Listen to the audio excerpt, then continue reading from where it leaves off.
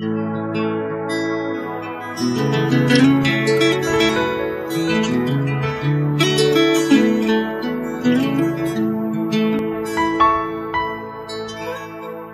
voudrais saisir l'occasion des 9 ans du parti Restaurer l'Espoir pour m'entretenir, c'est-à-dire ouvrir une série de causeries avec la presse. La première rencontre de cette série est celle qui nous réunit aujourd'hui. Et la présente rencontre est ouverte à toutes vos préoccupations, mais vous me permettrez de l'introduire à partir d'un thème sur lequel mon équipe et moi, nous avons travaillé. Ce thème est justice bafouée, état de droit menacé. Que faire maintenant au soir du système Boni Yayi? Je voudrais organiser l'exploration de ce thème avec vous autour de quelques points, dont notamment, je vais explorer avec vous, revoir avec vous les principes et les dispositions, les principes en matière de doctrine politique et les dispositions en matière constitutionnelle. En premier lieu. En deuxième lieu, j'évoquerai avec vous les choses que nous dénonçons. Les choses que nous dénonçons. Et en troisième position, je vais vous proposer, je vais vous dire ce que je pense que nous pouvons faire maintenant.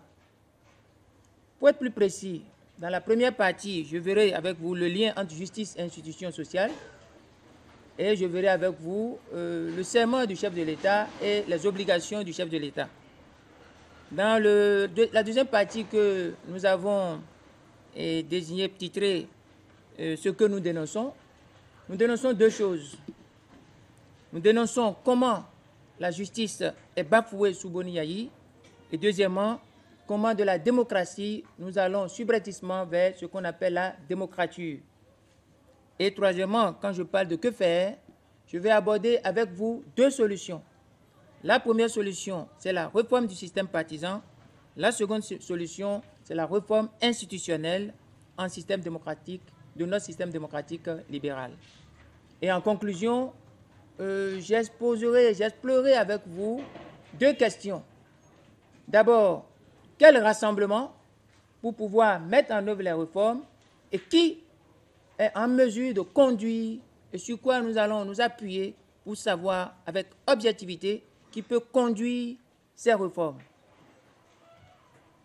Mesdames, Messieurs, ce thème, comme je viens de le dire, est imposé par les risques que font courir à notre édifice démocratique les propos et les agissements de Boni Yayi.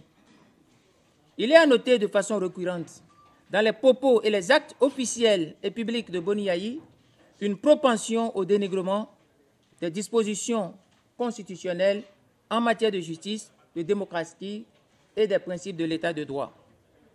À la limite, les propos d'humiliation prononcés soit directement par Boni Yayi, soit par les membres de son gouvernement, s'apparentent à des élans d'incitation à rébellion ou à opposition à décision de justice. Plus grave sont les emballements du Conseil des ministres contre la loi, le droit, la justice, en violation flagrante du préambule de notre Constitution, en violation des dispositions des articles 41, 53 et 59 de la Constitution. Il m'a paru, en cette veille des élections présidentielles, de nous proposer un réexamen du caractère dangereux de la gouvernance de la justice et de voir ce caractère dangereux de la gouvernance de la justice sous l'administration Boni Yayi et d'examiner les effets de telle défiance sur les acquis du renouveau démocratique. Mon objectif, en vous proposant ce thème, est de rappeler les conséquences auxquelles le mépris de la justice expose l'état de droit. Mesdames et messieurs les journalistes, je me propose de vous exposer, dans le cadre de l'examen de vos éventuelles questions, quelques médications politiques en vue de l'éradication d'une pathologie qui s'est emparée de notre expérience démocratique. Je pense, et vous devez convenir avec moi, qu'il y a urgence que nous empêchions que notre démocratie ne se transforme en démocrature. Pourquoi cela? J'aborderai le premier point, la première partie que j'ai intitulée principes et dispositions. Et là, je vais vous dire que un auteur me permet de prendre mon envol. Je vais nommer John Rawls, sous lequel je vais me réfugier pour nous rappeler le lien entre un système démocratique, entre institutions sociales et justice. En effet, en faisant comme ça, mon objectif est de mettre en relief ce que constitue pour la cohésion nationale et même le développement, l'humiliation de la justice et le dénigrement de l'état de droit. Je rappelle que, avec John Rawls, je cite, que la justice est la première vertu des institutions sociales, comme la vérité est celle des systèmes de pensée. Ceux qui aiment la littérature philosophique peuvent lire ce passage dans John Rawls, dans son célèbre livre, l'un des livres de la théorie politique libérale les plus importants de notre époque. On l'appelle, ce livre intitulé « Théorie de la justice ». C'est écrit en 1971. Et déjà, John Rawls disait que la justice est la vertu des institutions sociales comme la vérité est celle des systèmes de pensée. Et mieux, John Rawls dit que la justice est la vertu absolument première des institutions sociales et que chaque citoyen possède une inviolabilité fondée sur la justice. Et il continue en disant que cette inviolabilité a priorité sur tous les autres biens de la société et sur tous les bien-être qui puissent exister. C'est très fondamental parce que nous parlons, nous écrivons et puis après nous disons tel propos est injurieux, tel est si. Non. Il y a les sachants du concept qui sont gênés lorsqu'on fait de la fraude au concept. La justice est la vertu absolument première qui a priorité sur tous les autres bien-être de tous les autres citoyens. Autrement dit, si ma justice doit être violée, démentie, dénigrée, elle est plus importante que les routes. Elle est plus importante que les hôpitaux. Elle est plus importante que tout. C'est ça le fondement. N'oubliez pas que vivre en République, c'est vivre sur un pacte, à partir d'un pacte social. Nous sommes des sociétaires de cette République. Yahya Boni n'est pas plus sociétaire que quelqu'un. Nous sommes des coopérateurs d'une coopérative nationale qu'on appelle la République. Nous avons les mêmes droits, nous avons les mêmes chances, nous avons les mêmes égalités comparativement au pacte social. Et ce qui fonde le pacte social, le lien social, c'est la justice. C'est la justice. C'est pour ça que vous allez voir que qui viole la justice, viole tout. Qui viole la justice, viole tout. C'est très important de savoir. Et puis, moi qui affectionne beaucoup John Rawls, je suis Rawlsien surtout, je voudrais ajouter que l'inviolabilité de la justice est supérieure à tout en matière sociale, en matière de vivre ensemble communautaire. S'ils ont des chercheurs, s'ils ont des gens qui savent ce que c'est que la démocratie, ils n'ont qu'à les envoyer. On va faire le débat. On va savoir le mal qui ruine le pays et ce pourquoi nous combattons. Une fois que je vous ai exploré la question de principe, avec des appuis, avec des exemples, je vais voir avec vous les dispositions, le serment et les obligations du président de la République. Le président de la République, avant d'entrer en fonction, prête serment sur l'article 53 de la Constitution. Le serment est sacré. Il prête serment en jurant de respecter la Constitution, d'exercer en toute loyauté les fonctions de président et de ne se laisser guider par aucune autre chose que par l'intérêt général. C'est le sens de l'article 53 de la Constitution. Et mieux, lorsque nous laissons l'article 53 de la Constitution, nous nous projetons immédiatement dans la devise du pays. Dans notre devise, on apprend à tous les élèves 3 mots: fraternité, justice et travail. Et vous verrez que la justice, au sein des pères fondateurs de notre République, est au centre de notre devise. C'est équidistant, c'est au centre de notre devise. Et si vous lisez le préambule de la Constitution, Vous verrez des professions de foi que nous avons affirmées clairement dans notre Constitution. Je vais citer quelques-unes. Notre opposition fondamentale à tout régime fondé sur l'arbitraire, la dictature, l'injustice, la confiscation du pouvoir et le pouvoir personnel. Je suis en train de lire le préambule de la Constitution. Notre détermination par la présente Constitution à affirmer, à créer l'état de droit et de démocratie pluraliste dans lequel les droits fondamentaux de l'homme, les libertés publiques, la dignité de la personne humaine et la justice sont garantis, protégés et promus comme la condition nécessaire au développement harmonieux, véritable et harmonieux de tout Béninois. Ce n'est pas des inventions, c'est dans la Constitution in fine. Vous verrez encore dans cette Constitution que nous avons dit que la Constitution est la loi suprême. Et à cette loi suprême, nous devons trois choses: loyalisme, fidélité et respect, toujours dans le préambule. Et si nous explorons encore, nous affirmons notre détermination à créer un état de droit, notre ferme volonté de retrouver la place et le rôle de pionnier de la démocratie et de la défense des droits de l'homme dans le concert des nations qui fut naguère la nôtre. Je cite la Constitution. Alors, lorsqu'on connaît tout ça, lorsqu'on a été à la conférence nationale comme moi, lorsqu'on a pris sa jeunesse pour combattre pour les libertés, et qu'on arrive à cette situation où un chef de l'État décide librement de prendre des aises et de la liberté contre la justice et contre l'état de droit, vous comprendrez mon ressentiment, ma colère, ma frustration et mon désarroi. Et c'est ce désarroi que je partage avec vous. Nous venons de voir simplement que, ensuite de cette profession de foi, le préambule de la Constitution est directement contraire, en plus des professions de foi inscrites dans le préambule. La Constitution elle-même, en ses dispositions des articles, j'ai cité 53, mais j'ajoute 41 et 59, ces deux articles contraignent le chef de l'État à l'obligation de respecter la Constitution, de garantir l'exécution de la loi, le respect de la loi et l'exécution des décisions de justice. Tout ça, c'est la Constitution. Les faits sont désormais établis.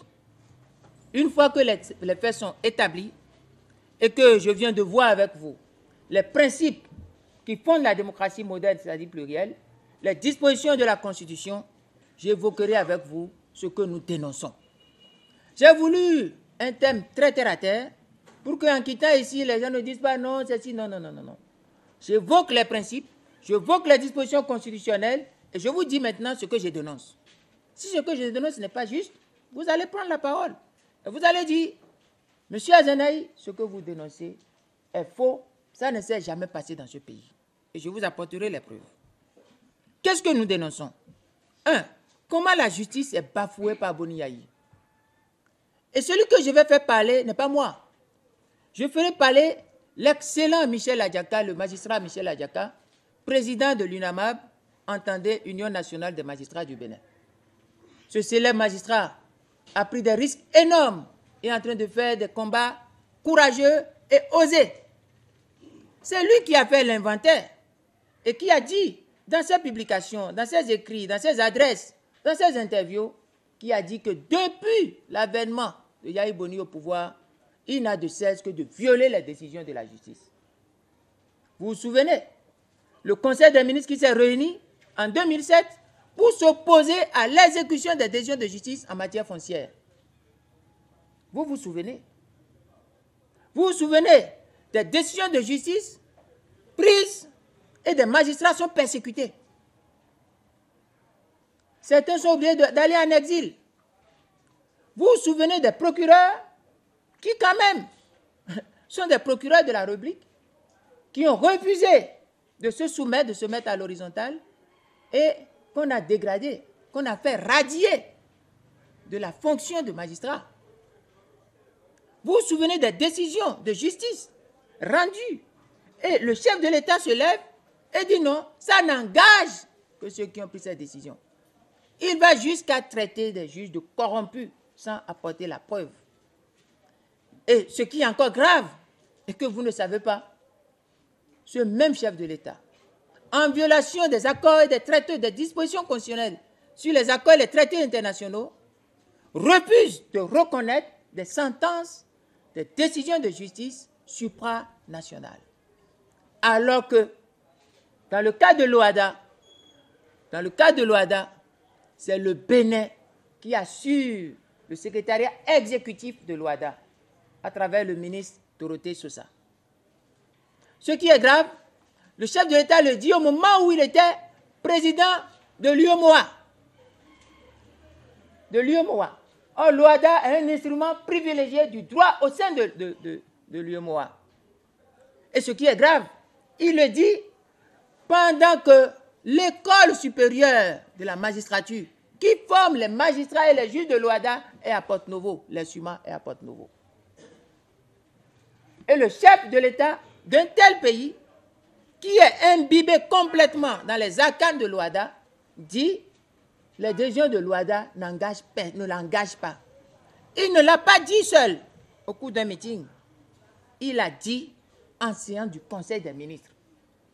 Et tous les ministres qui ont participé à ça sont sous le coup de la loi. Ce qu'ils ne savent pas. Donc, je voudrais dire, continuant toujours avec le magistrat Adjaka, dont, dans le cadre de cette conférence de presse, je me suis beaucoup appuyé sur ses écrits. Il y a même que chacun est témoin des pressions, des intimidations, des persécutions et des manœuvres visant à mettre à l'horizontale les magistrats, à rendre artificielle l'indépendance de la justice. Mesdames, Messieurs les journalistes, ni sous le président Soglo, ni sous feu président Kérékou, et jamais dans notre histoire postcoloniale, la justice n'a été autant malmenée, autant dénigrée, autant avilie comme Boni Yayi en est la triste illustration despotique. Qu'en est-il de la démocratie depuis 2006? Eh oui, chers amis, il faut faire attention. J'ai intitulé ce passage « Démocratie à la dictature au Bénin depuis 2006 ». La démocratie se transforme en dictature, en démocrature, lorsque sous son couvert, la réalité du pouvoir s'exerce de manière dictatoriale. Et je répète surtout, en me appuyant sur Aldous Huxley, que dans un système démocratique qui a toutes les apparences d'un système démocratique, on peut, par l'hypercommunication et la manipulation de la pauvreté, de la misère et de la nécessité, arriver à en faire voir aux citoyens des pratiques de type dictatorial alors qu'ils sont pleinement en système de démocratie. Cette manière d'œuvrer, d'utiliser des pouvoirs de type dictatorial sous le couvert, l'apparence de la démocratie, c'est ça que nous appelons dans le jargon technique la démocrature. Donc, de 2006 et progressivement depuis 2006, il est observé un alignement politique des institutions publiques, toutes pratiquement détournées de leurs prérogatives constitutionnelles de veille contre les résurgences de l'arbitraire. Les partis politiques sont affaiblis, le débat politique est ruiné, les organes et moyens d'information et de communication publique sont confisqués. Les moyens de l'État orientés contre la concurrence électorale. Et ça a commencé. À l'heure où nous parlons, tous les moyens de l'État sont orientés contre la concurrence électorale. Il n'y a d'élection transparente, libre et concurrentielle que lorsque les moyens sont égaux. Aujourd'hui, c'est les moyens de l'État qu'on met à la disposition du camp présidentiel pour violer la concurrence, la transparence et l'égalité de chance pour les élections. Je vous dis, et vous savez que j'ai des réseaux d'information. Avant-hier, à 19h, à la préfecture de Porto-Novo, il y a eu une grande réunion avec le préfet. On a réuni le préfet, tous les moyens de l'État, pour leur demander de se mettre au service d'un candidat.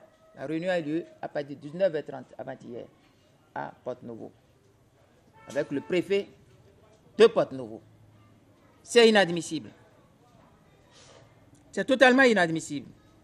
Nous avons une politisation exagérée de l'administration publique sur fond de régionalisme, de concussion, de népotisme.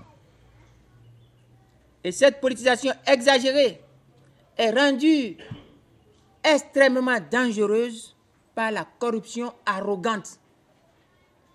Ce qui a gêné un autre ministre qui commence par voir ce que j'avais vu avant et qui parle des jeunes bas de gamme qui se sont enrichis exagérément.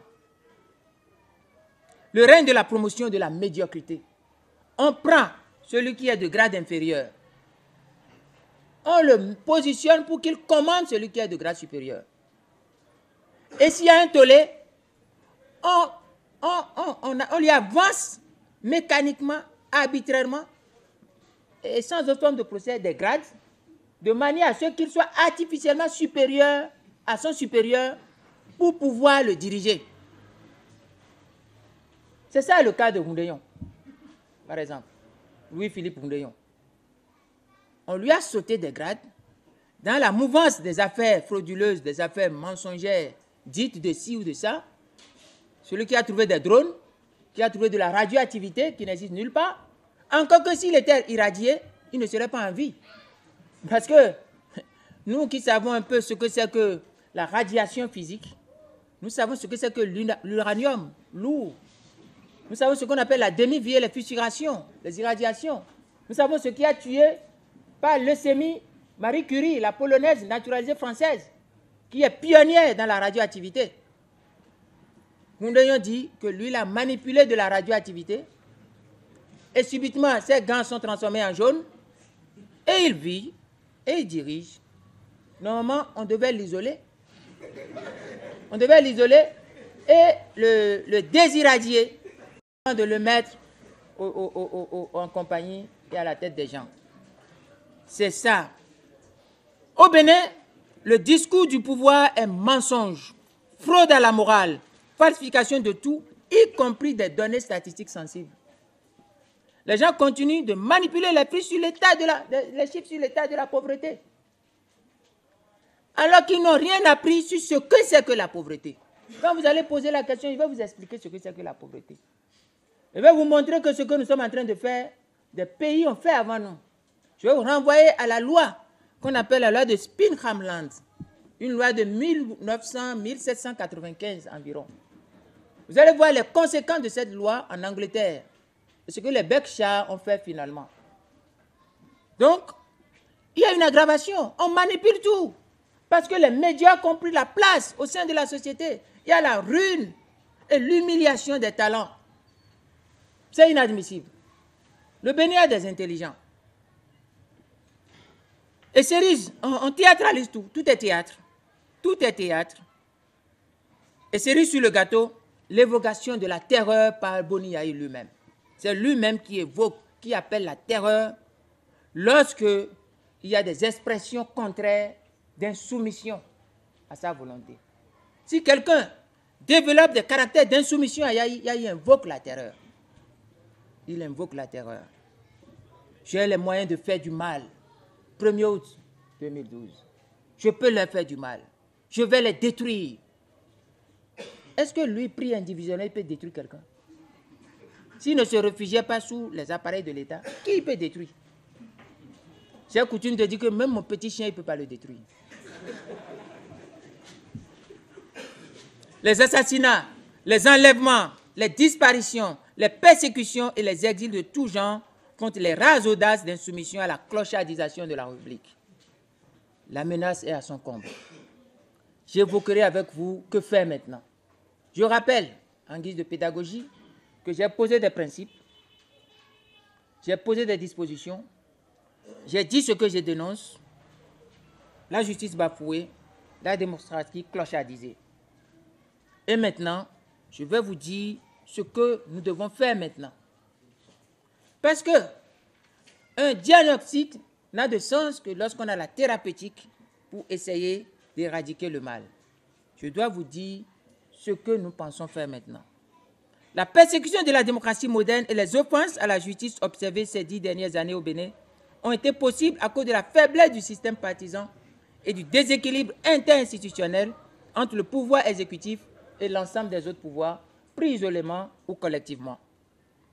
L'environnement politique est pris au pied de la corruption et de l'affairisme.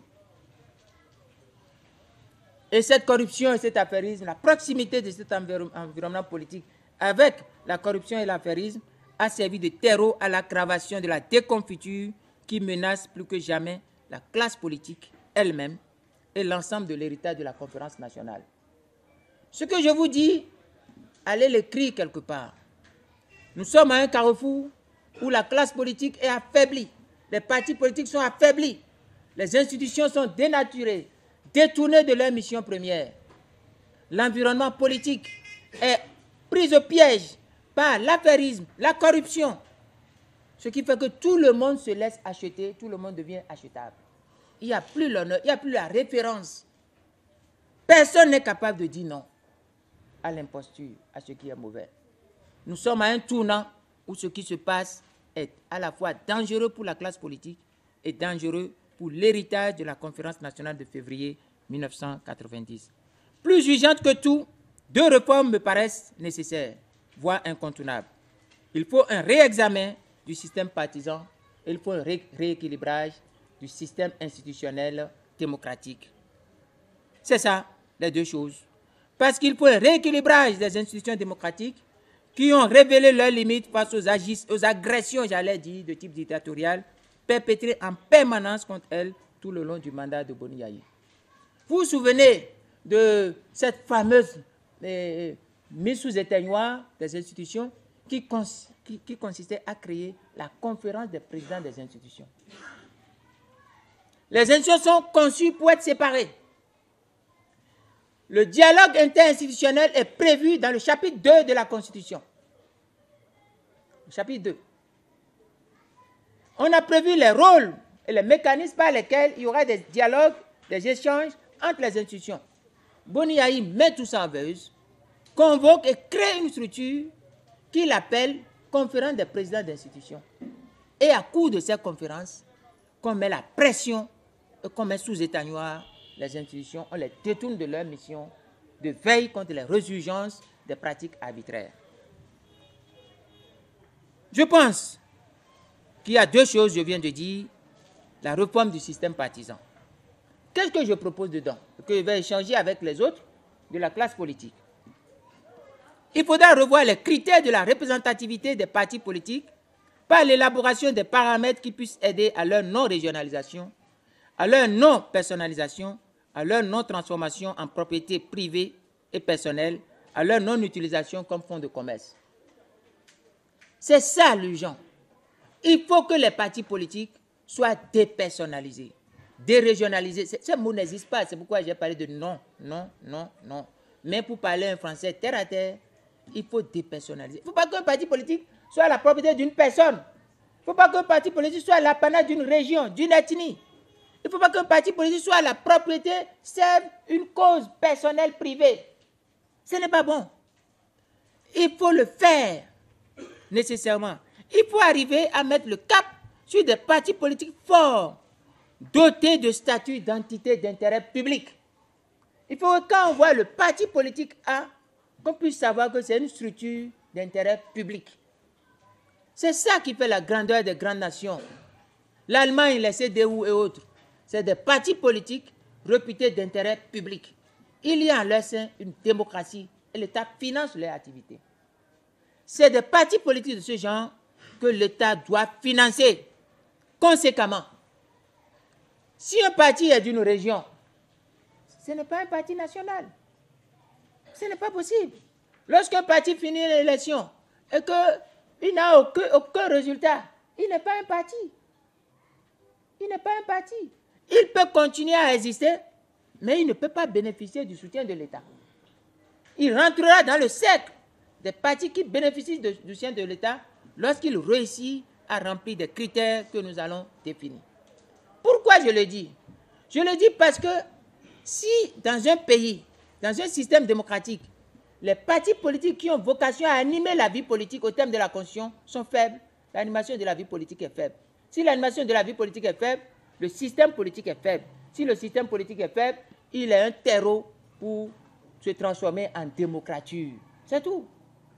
Deuxième urgence, Il faut un nouveau calibrage des institutions constitutionnelles en veillant à l'introduction de paramètres qui puissent empêcher qu'aucune d'entre elles n'ait la possibilité de nuire de quelque manière à l'exercice des prérogatives des autres.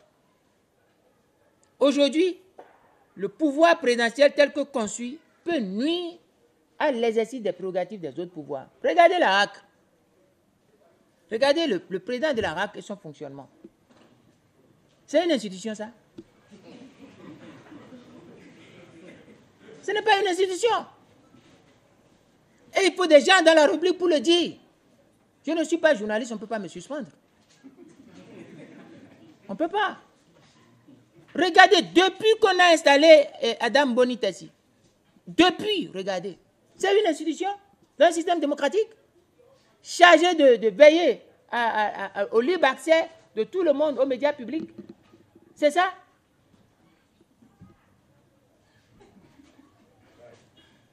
Je ne veux même pas parler d'autres institutions.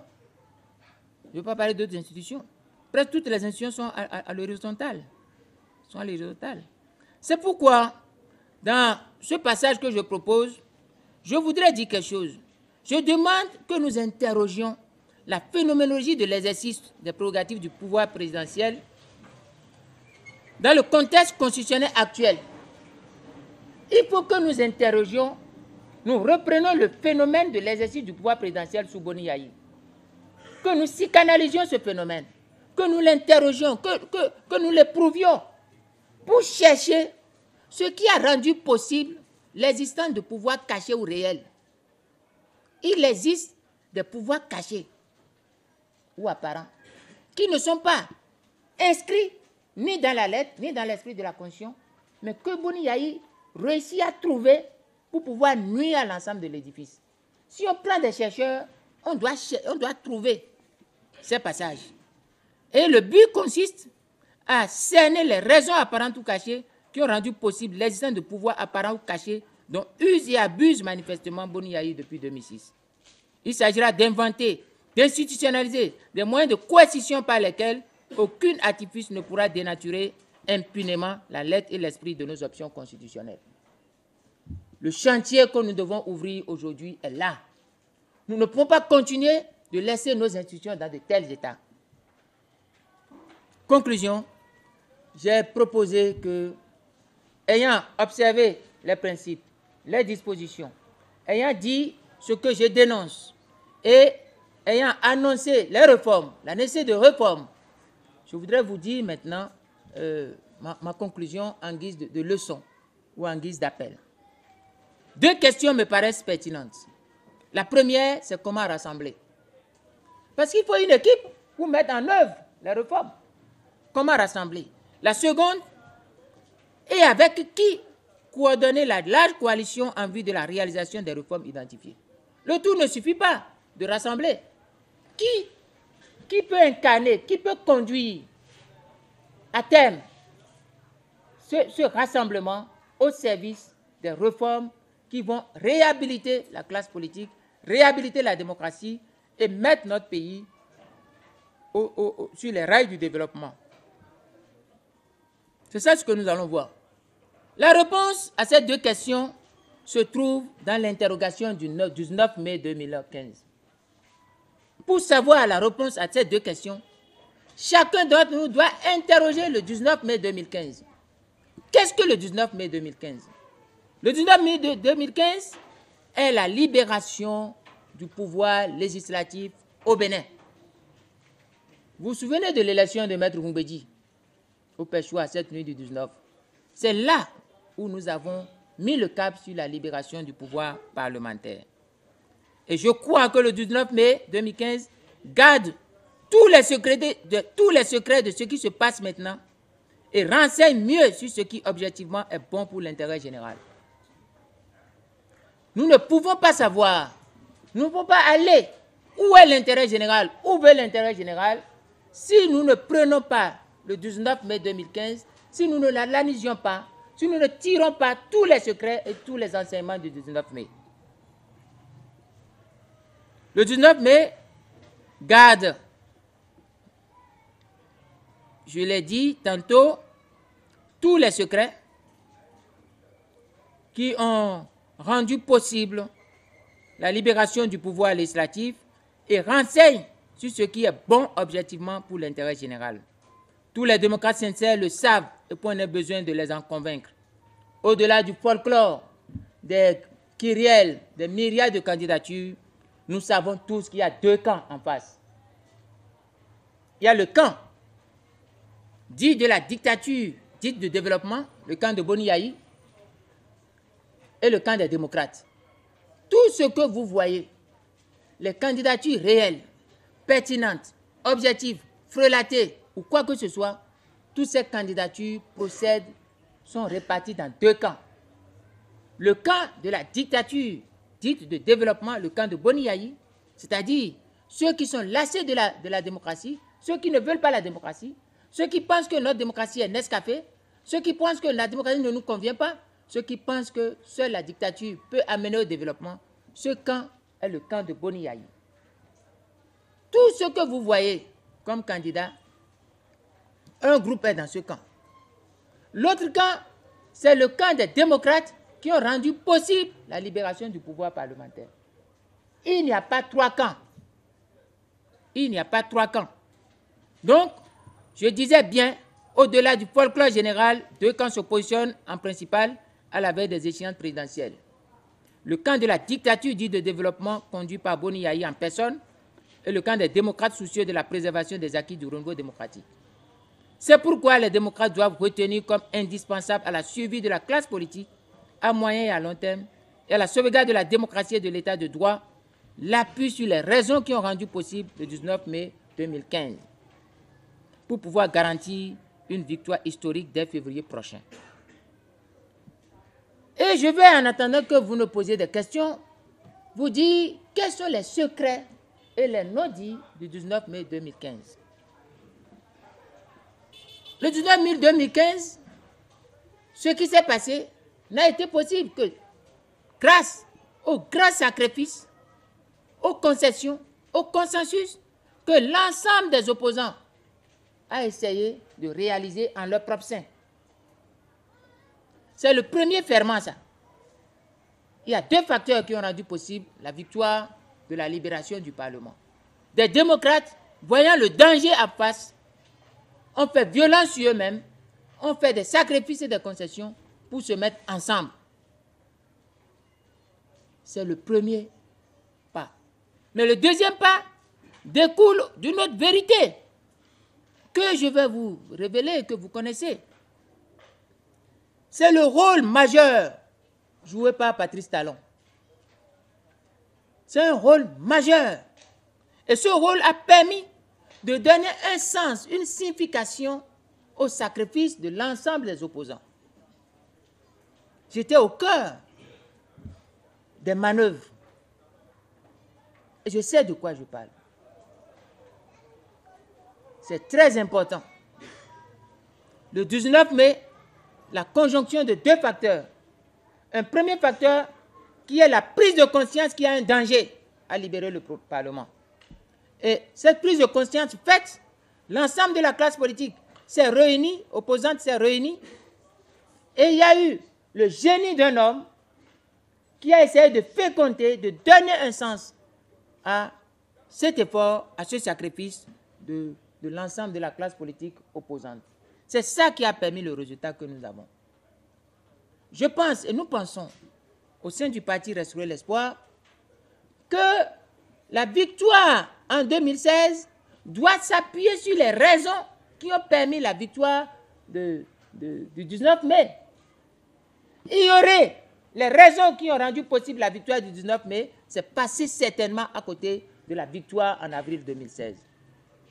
C'est ça la question, qui replace au centre du dispositif qui va conduire la bagarre et la victoire de 2016, qui replace l'ensemble de la classe politique opposante, du moins ceux qui en sont conscients encore dedans, et aussi le génie, l'action, la présence, et le sacrifice et la contribution d'un citoyen, je veux nommer Patrice Talon. Pour nous, au parti Restaurer l'Espoir, cela fait une coïncidence, une conjonction de faits. Parce que nous travaillons depuis longtemps sur le projet Patrice Talon 2016. ce n'est pas d'aujourd'hui. Nous travaillons dessus depuis très longtemps et c'est une vieille option à laquelle les stratèges du parti, ceux que j'appelle les experts du parti, travaillent depuis. Et je vais faire un petit arrêt pour vous dire ceci. J'ai écouté dans la presse, j'ai écouté que des gens, tout le monde veut que je parle. Tout le monde. J'ai dit, mais je suis en train de travailler. Je suis au laboratoire. Je suis en train de travailler. On dit, il faut parler. Je ne voudrais pas parler. Mais il y a l'heureuse occasion des 9 ans du parti qui font que je suis obligé de me souvenir du combat, des sacrifices que nous avons menés. Et je ne peux pas vous réunir autour de ces sacrifices, à l'occasion de ces sacrifices, et ne pas parler.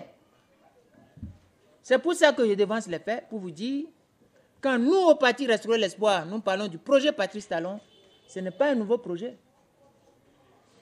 C'est un vieux projet. Et nos experts travaillent là-dessus. Et nos experts vont gagner. Il n'y a rien à faire. Nous sommes à une conférence de presse, on n'applaudit pas. La règle, on n'applaudit pas. Nous aurons l'occasion de faire la fête. Nous aurons l'occasion de faire des évaluations à mi-parcours de ce que nous sommes en train de faire sur toute l'étendue du territoire national. Mais je dis, les experts arrivent. Les experts sont sur le terrain. Et les experts, d'ici à là, vont vous sortir des slogans, des thèmes de référence, de ralliement, des savoir-faire, des manières de faire, vont vous montrer notre dispositif, vont dévoiler notre rouleau compresseur, et nous allons voir si l'adversaire peut résister. Il n'y a rien à faire. Nous connaissons le sujet, nous connaissons le terrain, nous maîtrisons, il n'y a pas de souci. Ce n'est pas la peine que vous demandiez est-ce qu'il parle, est-ce qu'il ne va pas parler, non. Je vais vous dire quelque chose.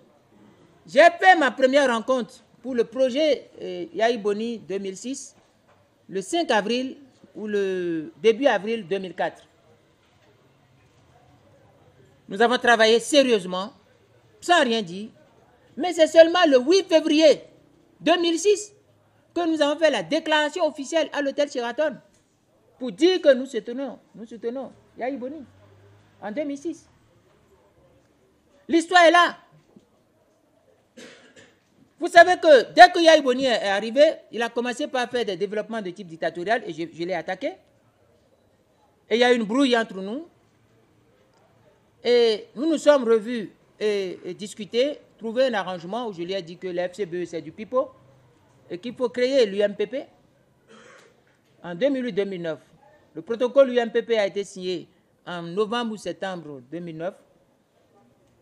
Mais c'est seulement le 21 ou le 22 janvier 2011, à l'occasion du congrès au Palais des Sports, où avec 11 000 militants au moins, 11 600 au moins, nous avons sorti et inauguré le slogan Edjanko Netcheke.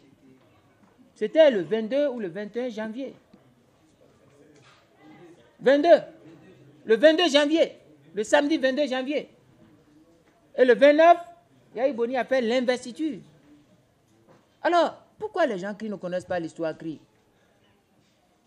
Peut-être c'est à cause de notre personne, de notre personnalité. Et je vous remercie, vous avez des raisons de vous interroger. Cela montre que nous sommes importants, nous avons une signification et notre silence gêne autant que nos propos. Mais je vous dis, je vous rassure, un travail est en train d'être fait. Ce travail se fait très consciencieusement. Nous avons des difficultés, prévues et non prévues, mais la victoire est à portée de main. Rassurez-vous. Donc, chers amis, voilà un peu ce que j'ai à vous dire avant de conclure mes propos. Donc, je disais que c'est un vieux projet au sein du parti, mais je disais aussi que ce projet découle de deux faits. D'abord, de la compréhension que Patrice Talon a des enjeux de la démocratie et des vertus de l'état de droit. Sachez que ce n'est pas quelqu'un, comme j'entends on le dit, qui est un homme apolitique. Non, c'est un politique non partisan. Soucieux de l'équilibre des forces, qui n'est pas seulement un homme qui vient en appui, mais c'est un homme qui contribue en intelligence et en idées. C'est un stratège. Et je voudrais dire, c'est la capacité de ce monsieur à mettre son génie au service de l'intérêt général. Ce qui s'est passé, et toute la classe politique peut en rendre compte. Je vais vous dire quelque chose. C'est une recommandation de Sénèque. Sénèque recommande que ce n'est pas la fortune qui fait les grands hommes. Je rappelle, je l'ai dit, et quelqu'un qui n'est pas spécialiste de Sénèque, qui a lu quelques ouvrages de Sénèque, a voulu me reprendre sur Internet. Je dis à ce monsieur que j'ai travaillé sur Sénèque. J'ai travaillé sur Sénèque à travers 2 ouvrages. J'ai présenté des réflexions intellectuelles sur le Deira de Sénèque, qui parle du maniement de la colère et du pouvoir, au sein du pouvoir. J'ai travaillé sur le Deotio de Sénèque, qui parle du recul du sage devant les atrocités au sein de la gouvernance. Il y a un spécialiste de Sénèque qui est aussi là et qui ne va pas me contredire.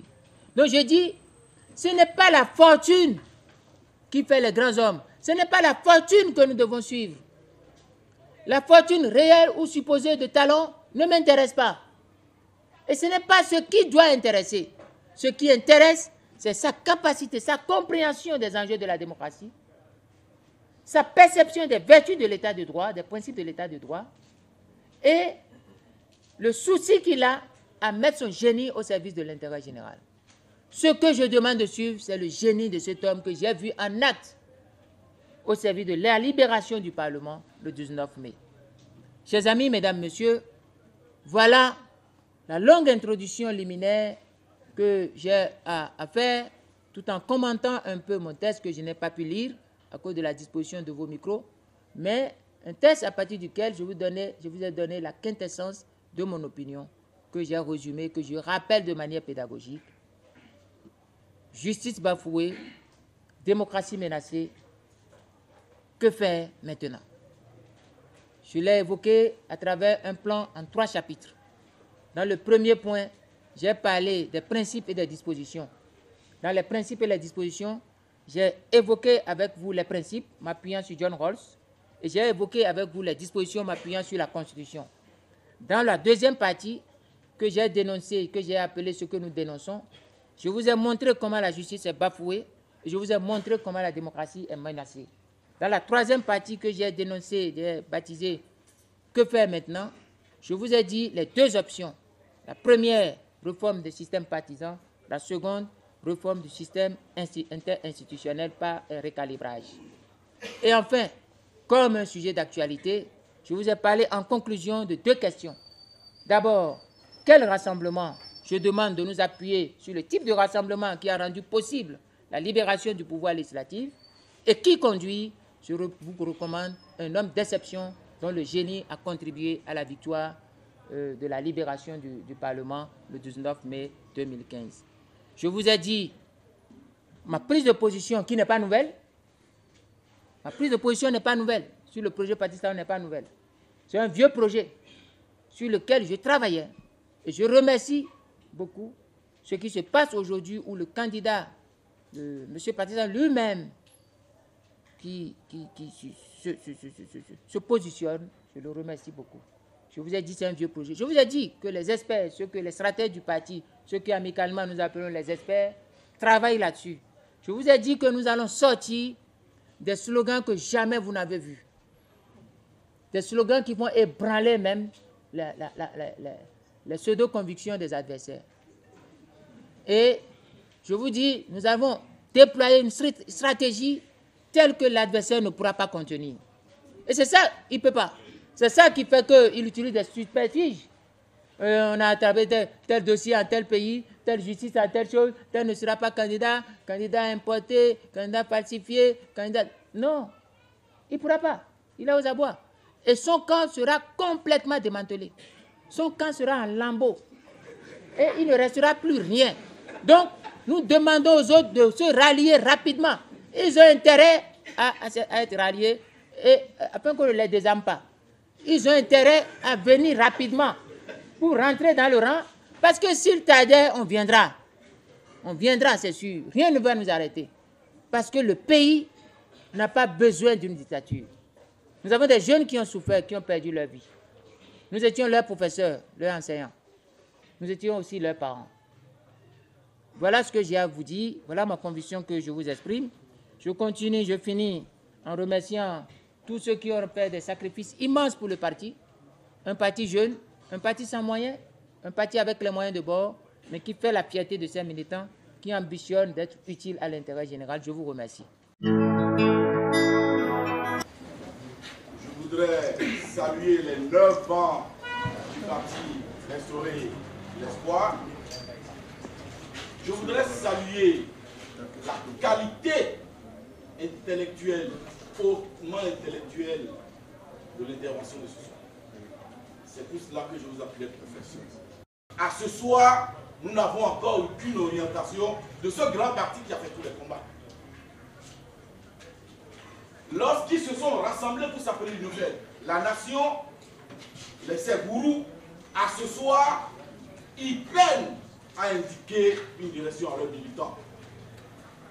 Je suis d'accord avec vous de la nécessité urgente de revoir, de revisiter le fonctionnement de nos partis politiques. Sinon, les mêmes causes ont produit certainement les mêmes effets, puisque vous nous ramenez encore un politique non partisan. Je vous cite. Puisque vous nous amenez encore, vous nous proposez encore un politique non partisan. Vous reconnaissez avec moi, vous avouez l'échec donc des partis politiques. Je vous suggérerais qu'on poursuive la réflexion et que les solutions soient trouvées. Je vous remercie. D'abord, je vous remercie d'avoir posé cette question. Je voudrais séparer ma réponse en deux. Dans la première partie, je vous rends responsable de vos déclarations, de vos affirmations sur les autres formations politiques qui ne m'engagent pas. Je fais comme si je n'ai pas entendu, parce que je ne pouvais pas vous arrêter, parce que je suis un libéral. Je crois en la liberté et à la responsabilité de chacun, mais vos propos concernant vos appréciations sur les partis politiques ne m'engagent pas. Maintenant, je fais un constat que les partis politiques sont faibles. C'est une réalité. Non seulement ils sont faibles, mais ils sont affaiblis depuis 2006 par Yahya Boni. Je vais vous donner un exemple. Vous savez qu'il y a une loi sur le financement des partis politiques, mais que cette loi n'est jamais exécutée avec aisance. Normalement, un parti politique a droit à une somme de 5 millions de francs par député, par an. Mais vous savez comment l'argent est donné? L'argent est donné à la veille de chaque vote de budget. Pour contraindre, pour faire un chantage sur voter le budget, vous aurez l'argent. Vous ne votez pas le budget, l'argent va traîner. 5 millions par an, par député. Donc si vous avez 0 député, vous n'avez pas. Si vous avez un député, vous avez 5 millions. Mais si vous faites une conférence, 2 conférences, vous bousillez les 5 millions. Si vous faites des actions sociales, c'est parti. Moi, j'ai demandé, je n'ai même pas demandé, des gens se sont réunis et m'ont demandé un meeting. Nous voulons faire un meeting pour soutenir. Et j'ai dit oui, je suis tombé dans le piège. Avant de partir, on va vous amener le budget. J'ai des tonnes de budget. Le moins cher, c'est 15 millions. C'est-à-dire quand je réunis des gens qui veulent se réunir eux-mêmes, ils me demandent, je dépose 15 millions. Je peux faire combien de réunions? Pour faire plusieurs réunions, il faut que je vole. Il faut que je vole nécessairement ou que je dépende financièrement de mécènes ou de ci ou de ça. Et les gens qui ont un sens de l'honneur. Vous savez, ce parti est l'un des rares partis politiques qui a comme devise éthique. Patrie, éthique et partage. Donc, les partis politiques sont faibles. Mais Yahya Boni les a affaiblis davantage. C'est ça la question. Et en dehors de ça, lorsque un chef de parti, en violation de la loi, sur le statut de l'opposition. Lorsque vous professez des idées contraires, on vous punit. Et lorsque vous professez des idées conformes à celles du pouvoir, on vous promet.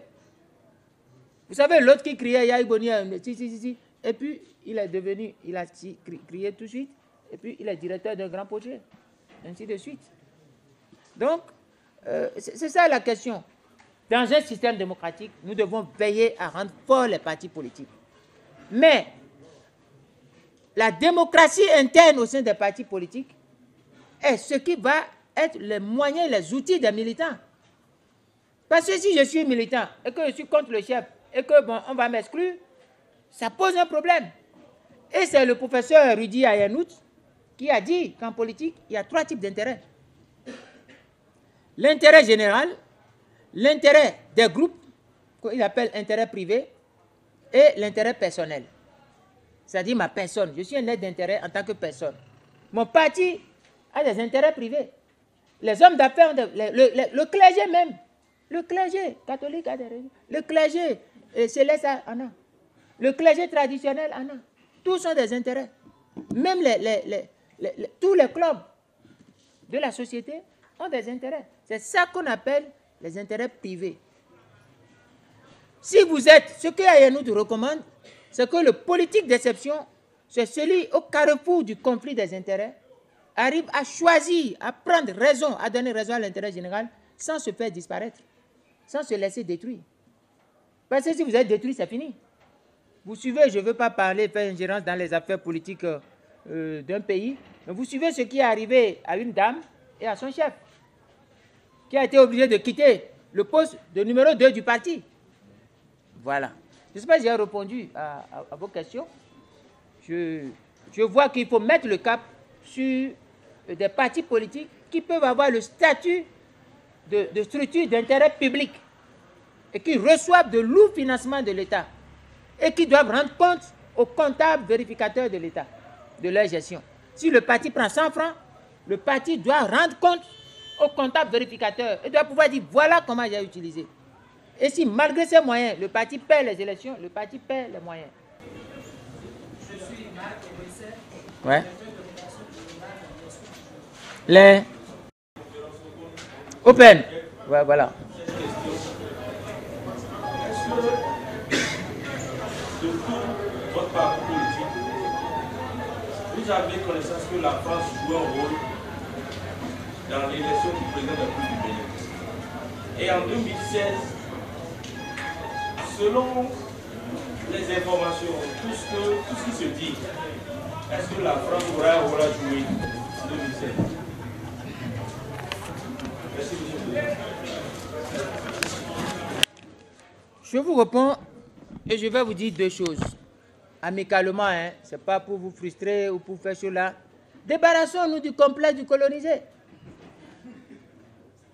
Débarrassons-nous du complexe du colonisé. Hier, j'étais dans une réunion avec un groupe de députés français. Et ils sont venus et ils ont exposé tout ce qu'ils vont faire pour le Bénin. Mais ils n'ont pas dit ce que le Bénin va faire pour eux. J'ai dit à ces messieurs, je suis contre ça. Je ne crois pas en l'amitié. Je crois en la coopération. Ils m'ont regardé, j'ai dit non. Je ne crois pas en cette amitié, c'est faux. Vous dites, nous sommes des amis, j'ai dit non. Je dis, je crois en la coopération et je dois savoir ce que mon pays vous apporte. Sinon, je suis gêné de prendre ce que vous m'apportez. C'est ça la nouvelle attitude qui doit être les attitudes des Africains d'aujourd'hui.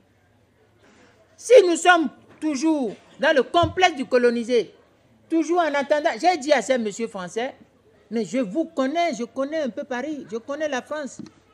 Il y a des poches de misère. Il y a ce que nous appelons les désocialisés par la pauvreté. Les asociaux dus à la pauvreté, à la marginalisation. Parce que il ne suffit pas de dire, je suis citoyen, je suis là.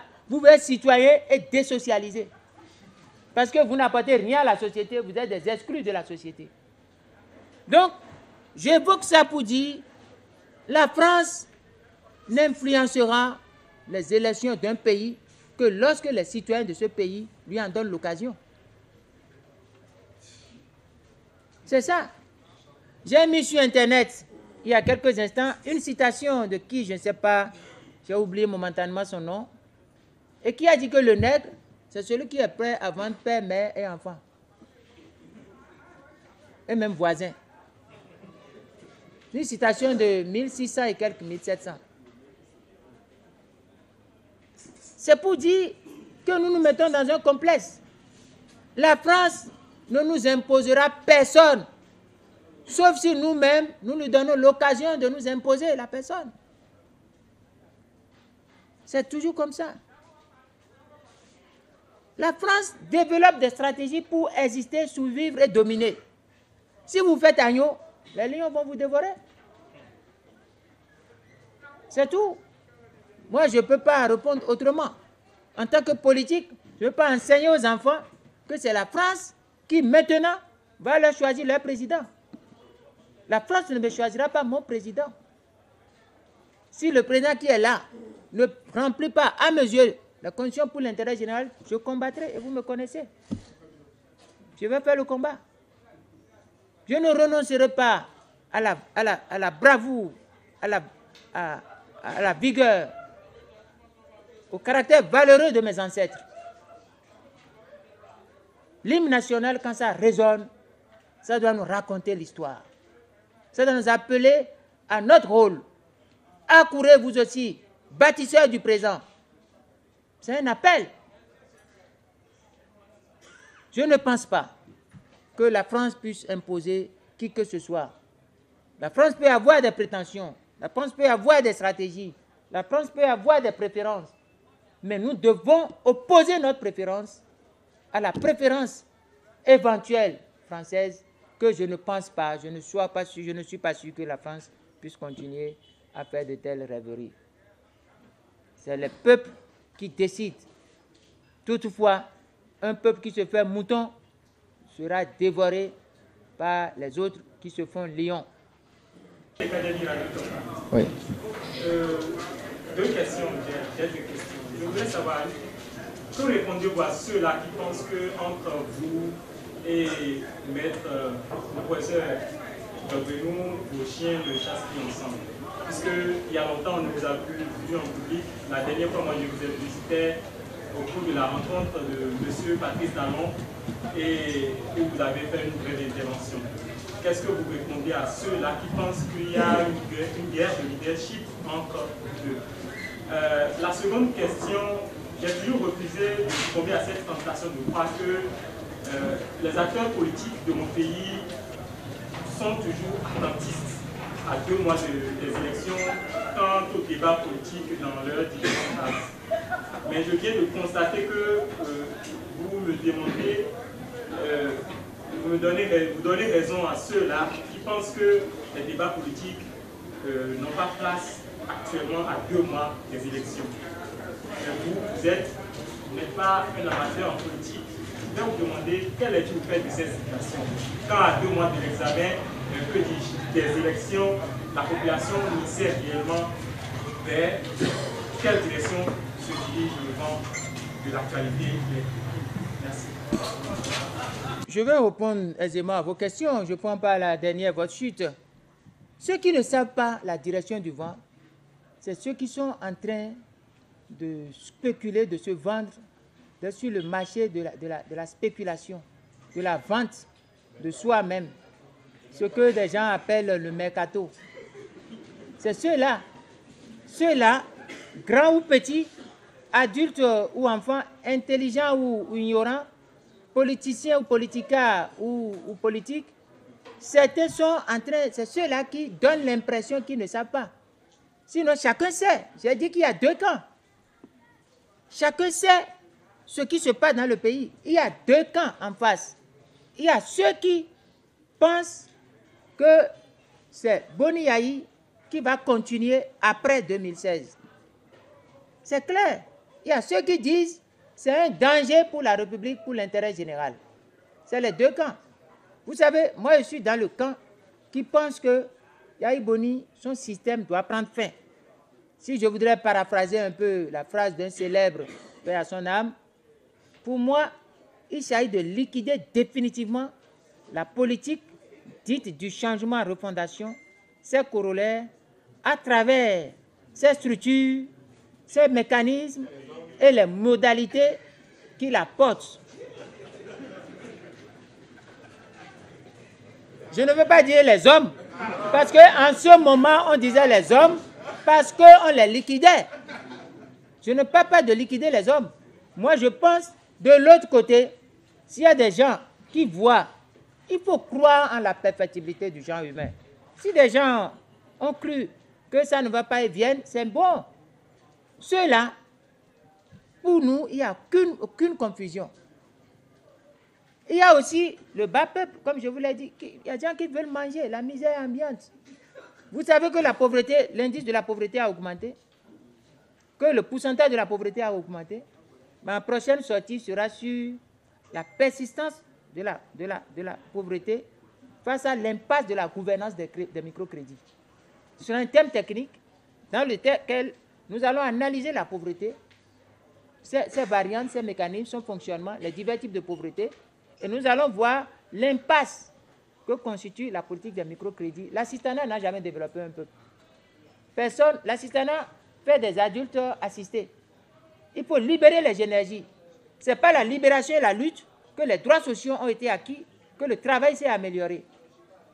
Donc, voilà la première question. La deuxième question, le débat politique aujourd'hui n'est pas nourri.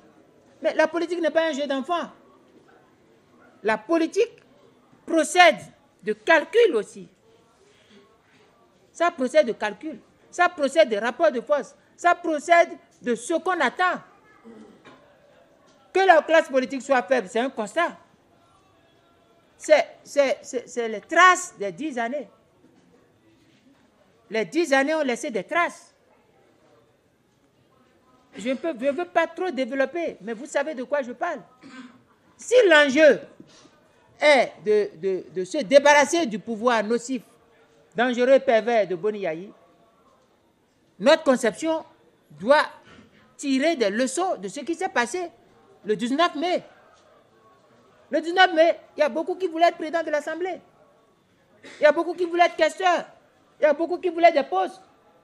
Mais on s'est sacrifié pour rendre possible quelque chose. Il faut qu'aujourd'hui, les gens se sacrifient pour rendre possible quelque chose. C'est ça. Et ça, c'est des négociations. C'est des surenchères. C'est des mises au point. C'est des calibrages. Et on ne peut pas le faire comme on va acheter des bouteilles de Coca-Cola dans un magasin, dans un bistrot. Il faut aller et revenir, il faut ramollir les bords, il faut négocier, il faut s'entendre. Rien n'est tard. Rien n'est absolument tard. Malgré ce qui se passe, mais il y a du travail. Les choses bougent. Les choses bougent. C'est, comment je dirais, il y a le code des initiés et le code des profanes. Ceux qui ne sont pas dans les sérails vont croire que tout dort, mais seuls les amphibiens qui sont sous l'eau savent qu'il y a du mouvement sous l'eau. Il y a du mouvement. Et enfin, je reviens à votre première question. Je n'aime pas qu'on compare des choses incomparables. Ça, je n'aime pas. Vous savez que j'ai le franc-parler, j'ai toujours là.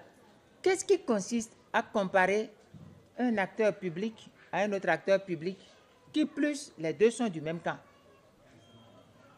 Non, c'est une manière de chercher des noises. C'est une manière, quand vous allez quitter, de dire, ah, il y a problème entre eux, il y a ci entre eux, il y a ça. Non. Je n'ai pas le même parcours politique avec tout le monde.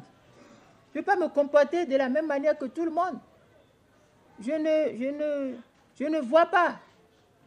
Pourquoi nous allons nous comporter de la même manière alors que nous sommes différents? Au nom de quoi vous voulez que mon comportement soit le comportement de Diabonou? Au nom de quoi? Si mon comportement n'est pas le comportement de Diabonou et moi, on ne s'entend pas. Alors on n'est même pas des jumeaux. Encore que même les jumeaux ne peuvent pas avoir les mêmes comportements. Je ne vois pas d'où est-ce que vous tirez des questions de ce genre. Bon, donc, quand Diabonou disait qu'il sera président de la République, candidat, moi-même, vous m'avez vu, moi, j'ai dit ça. Vous voulez que moi-même, j'ai dit, je vais être président, candidat. Donc, si Diabonou fait quelque chose, Pierre va faire, Paul va faire. Non. Laissez chacun jouer son rôle et faire ce qu'il veut. Pourquoi vous voulez que je me comporte que si Diogbenu est assis quelque part, Azaneh doit s'asseoir nécessairement quelque part? Si Azaneh n'est pas là, il est contre Diogbenu. Non. Quand lui disait qu'il va être candidat aux élections présidentielles, moi j'ai dit ça. Je vous pose une question.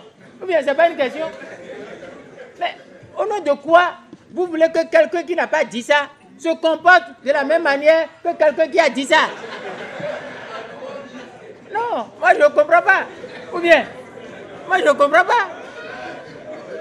Je ne comprends pas. Moi je ne vois pas d'où est-ce que vous tirez des questions de ce genre. Moi je ne vois pas. Vous savez, je vais vous dire quelque chose. Chacun a une histoire. Chacun a une expérience. Chacun a une intelligence. C'est l'ensemble des histoires et l'ensemble des intelligences qui font ce que nous sommes ensemble. Et ne cherchez jamais à voir que tout le monde se comporte de la même manière. Non. J'ai assisté, je fais mon travail, je fais ce que je vais faire. Je vous dis mon projet, le projet Patrice Talon, c'est un projet vieux pour restaurer l'espoir. Et restaurer l'espoir existait bien avant que M. Diogbenu ne vienne, ne quitte la société civile pour venir dans la société politique. Comment vous voulez que quelqu'un qui a quitté la société civile il n'y a pas 2 ans, je suive son comportement? Moi, vieux politicien. Non. Non, je ne comprends pas. Comment je peux faire ça? C'est-à-dire, moi, j'ai pris tout mon temps à faire de la politique pure. La politique de haut niveau. Je n'aime pas dire professionnel. La politique pure. Et maintenant, je vois un jeune brillant, un jeune intellectuel brillant, à un avenir prometteur, l'un des meilleurs intellectuels de notre temps, de notre jeunesse. Je le vois quitter la société civile pour entrer en politique. Et s'il lève le pied gauche, moi, vieux là, je vais lever le pied gauche. S'il lève le pied droit, je vais lever le pied droit. Ça veut dire quoi? Non. Moi, je ne peux pas. Je pense que vous avez des questions un peu pernicieuses pour amuser tout le monde et pour créer des faux semblants de guéguerre entre des gens qui sont pourtant des amis. Des gens qui sont des amis. Non, je pense que c'est pour amuser la galerie que vous avez dit ça. Tout à l'heure, vous parlez de la pauvreté qui s'est accrue au Bénin. Les populations béninoises, de manière générale, ont été clochardiser par les politiciens, par l'argent distribué à tour de bras lors des élections. Alors que faites-vous de l'ancrage sociologique de réformes que vous pensez faire dans le système partisan, dans la réussite de votre nouvelle vision que sera la classe politique de demain? Parce que vous aurez beau faire toutes les réformes à l'Assemblée et que les meilleurs tests, quand cette population-là sera toujours dans cette vision que les hommes politiques, quand ils viennent, il faut les couper, il faut les couper. En griffe, il faut leur prendre l'argent. Quand ils ne viennent pas avec l'argent, on ne les suit pas. Je crois que le problème est réel.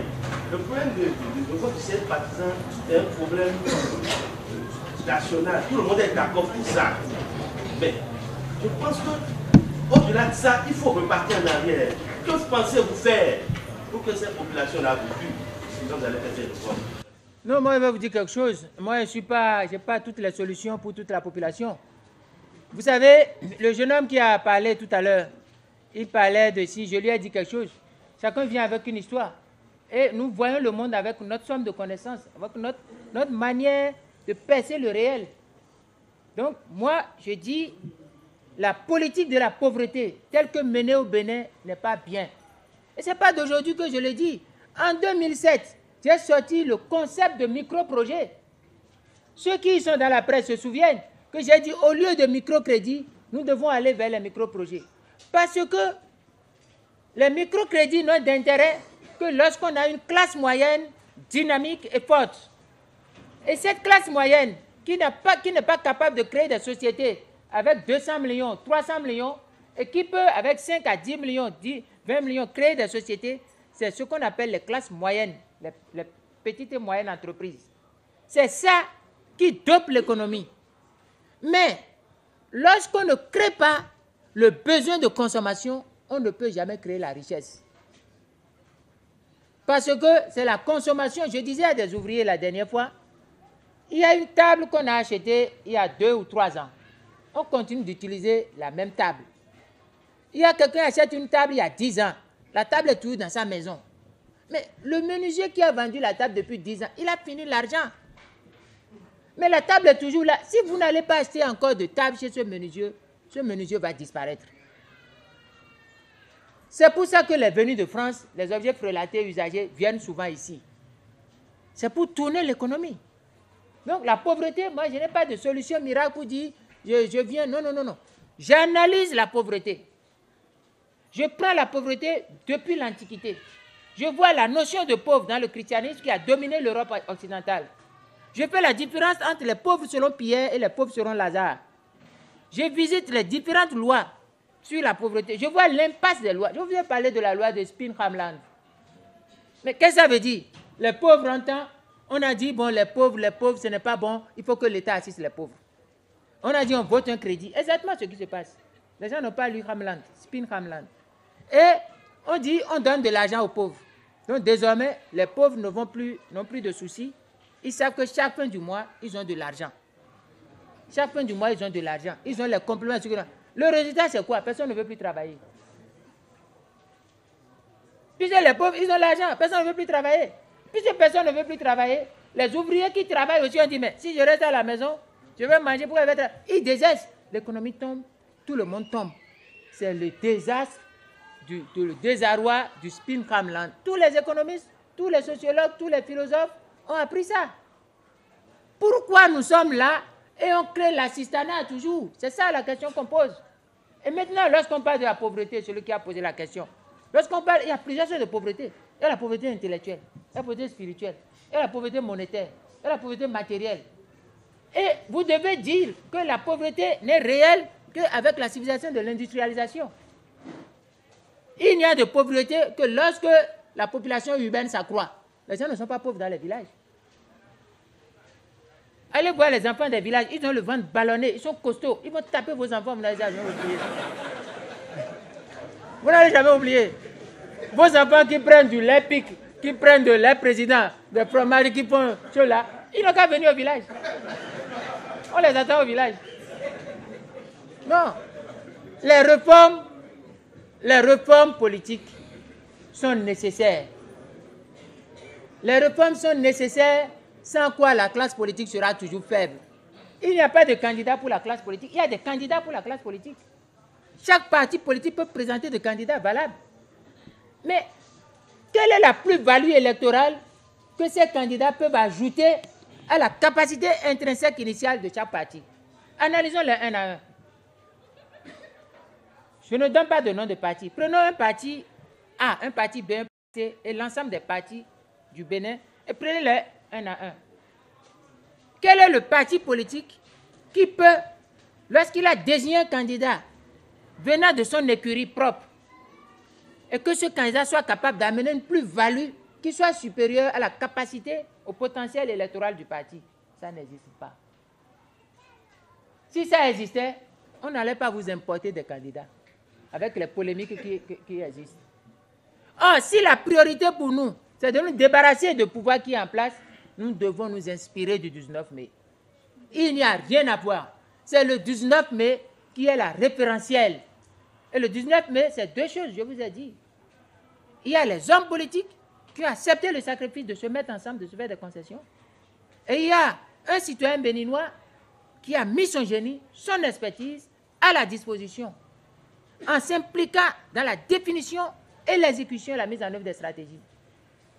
Un tel homme a des capacités pour réaliser le même effet et pour, cette fois-ci, libérer le pouvoir exécutif et qui va consacrer la réhabilitation de la démocratie. Parce que si Yahi Boni, son système marchait, vous retournerez.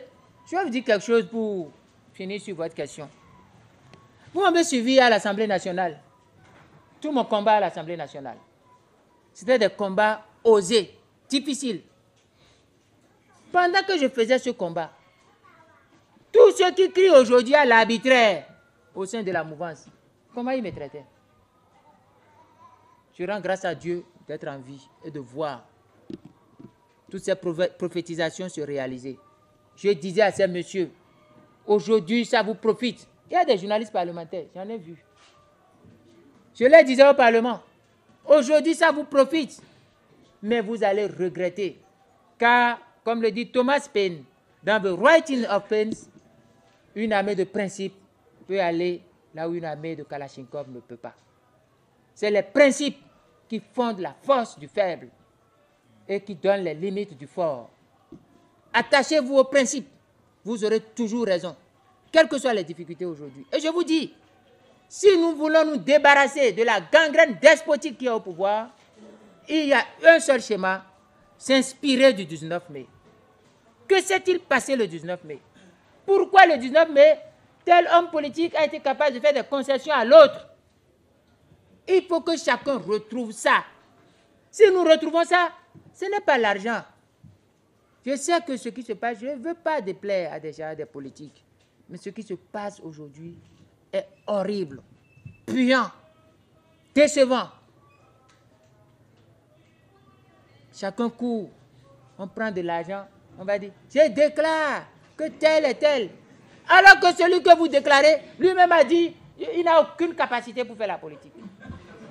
Et il dit même, il y a quelqu'un même qui a dit, je ne suis pas formaté politique, je ne connais rien dedans. Mais on vient, on dit, je déclare que c'est lui. Après, vous allez commencer par raser les murs. Vous allez commencer par raser les murs, par courir dans tous les sens, par vous plaindre. Je ne baisserai jamais la tête. Je suis de la lignée des Azanaï. Je ne baisserai jamais la tête. Je suis de la lignée des combattants, des hommes dignes. Je dirai là où est l'intérêt général. L'intérêt général, pour tous les opposants, c'est ce qui s'est passé le 19. Vous savez, il y a un auteur qui a dit que les peuples suivent l'exemple. C'est ce qui est au sommet. Les peuples ressemblent au leader, veulent ressembler au leader. C'est l'allure du leader. Si vous prenez un leader, qui se comporte de telle manière, les peuples vont se comporter de telle manière. Si vous prenez des leaders d'un bon niveau, le peuple va être traîné en haut. Vous avez élaboré une classification par rapport aux potentiels candidats. C'est-à-dire qu'il y a des candidats qui sont dans le camp de la dictature, conduits par le président Boni. Parfait. Il y a des candidats... La dictature dite de développement, c'est son expression. Le camp de la démocratie Nescafé. Vous n'avez pas nommé le leader de ce camp. C'est qui le leader du camp des démocrates? Je vous ai dit qu'il y a un rassemblement qui a rendu possible le 19 mai. Et que c'est le rassemblement du 19 mai qui est opposé à la dictature dite du développement. Et dans ce rassemblement du 19 mai, j'ai posé deux questions. Qui conduit? Qui pour conduire? Et j'ai dit comment rassembler? C'est les deux questions de mon introduction. Comment rassembler? C'est les sacrifices qui ont rendu possible le 19. Il faut les rééditer. Il faut que quelqu'un, je vous donne un exemple terre à terre.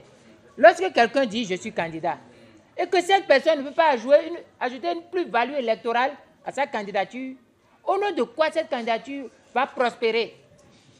Moi, je peux être candidat.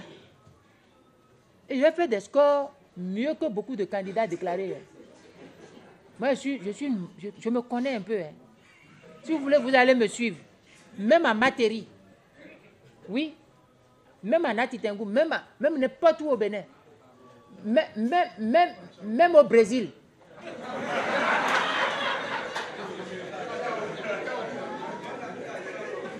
Tchaourou, c'est chez moi. Je ne veux pas. Je ne veux pas chercher. Je ne veux pas faire des prouesses chez moi. Donc, attendons une minute. Donc, c'est ça ce que j'ai dit. C'est ça ce que j'ai dit. Tout le monde peut être candidat. Candidat au Bénin, c'est quoi? 25 millions ou 15 millions. Tous les hommes politiques ont ça aujourd'hui. Même celui qui n'a pas 15 millions aujourd'hui, il a des astuces pour l'avoir. Celui qui a 25 millions, il suffit que vous voulez vous montrer un endroit. Vous allez dire c'est Azanel qui vous a envoyé. Vous ne retournez pas sans des millions. On va vous donner ça. On va vous donner ça. Et si vous prenez ça, vous pouvez prendre un peu pour faire un meeting sommaire et prendre le reste pour dire je suis candidat. C'est tout. Donc, ce n'est pas une question d'argent. La question, c'est la perspective dans laquelle nous nous positionnons. Si notre perspective, c'est de mettre fin au système Boni Yayi, alors moi je dis, les candidatures que nous prenons, qui ne peuvent pas amener de plus-value, doivent s'auto-censurer. Lorsque je sais que je suis battu dans mon fief et que je ne peux pas aller outre, je ne peux pas faire d'ajout, je reconnais, je négocie, je me fasse au profit des autres qui peuvent élargir leur surface. Et c'est celui qui a la capacité d'avoir le plus large rassemblement qui peut. Et moi, je dis, quelque chose s'est passé le 19 mai. J'ai vu un génie se manifester au service du sacrifice de l'ensemble. Et je propose ça. C'est tout. Donc, vous savez, à force de faire des conférences de presse, j'ai compris qu'il faut mettre le débat terre à terre. C'est pourquoi je répète chaque fois les mêmes choses. Sinon, dès que vous quittez, des gens qui sont un peu orientés, payés ou bien en mission, vont dire il n'a rien dit. On est parti à la conférence d'Azanel, il n'a rien dit. Ce n'est pas parce que je n'ai pas dit des choses pertinentes. C'est parce que, en sous-pesant les gains, ils ont vu le gain pour dénaturer est plus pesant que le gain pour restituer la vérité. C'est pour ça que je le dis une fois, pour que la conscience des gens qui vont se mettre dans de telles postures les gêne. J'ai cassé le sujet, je l'ai mis terre à terre. Et je n'ai occulté aucune question. Mais les questions pour lesquelles sur le net ne peut pas dire Azanel, j'ai répondu. Et l'histoire est là pour témoigner. L'histoire vous dira tout ce que je vous ai dit là, ce qui est vrai dedans. Il n'y a pas beaucoup de fausseté. Le 19 mai est fondateur de quelque chose. Ceux qui vont profaner ça seront responsables de la suite. Parce qu'il ne sert à rien de libérer le Parlement si ce Parlement va être noyauté par un pouvoir exécutif qu'on n'a pas libéré. Dans ma langue, on dit, si on tue le serpent, on lui coupe la tête. C'est en février que nous irons couper la tête. Et pour couper la tête, ceux qui se sont mis ensemble ne doivent pas aujourd'hui tourner les couteaux contre eux-mêmes. C'est ce que je dis. Il n'y a aucune raison que dans le même camp, tout le monde devienne candidat. Tous ceux qui ont rendu possible cette affaire, tout le monde veut être candidat. Pour aller où? Si c'est pour vendre les petits voix, bon, on n'a pas besoin, on peut s'entendre et parler. Je ne sais pas si vous comprenez. J'ai répondu, ça a été clair. Ok, merci beaucoup. Oui.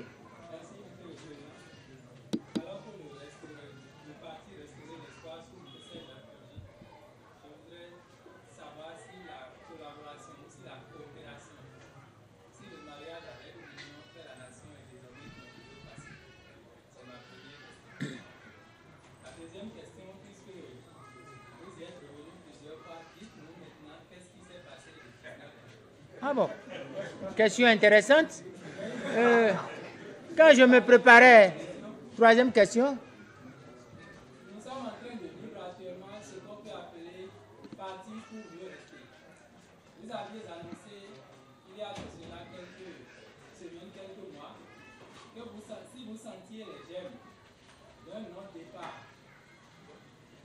du pouvoir dans les encablures du 4 avril, vous seriez prêt à aller chercher la seule localité de la Maria. Je vous repose la question, est-ce que votre projet est toujours d'actualité? Je pense que vous avez posé des questions très très intéressantes. Écoutez, vous avez posé une question par rapport à l'union fait la nation. Vous avez posé une seconde question par rapport à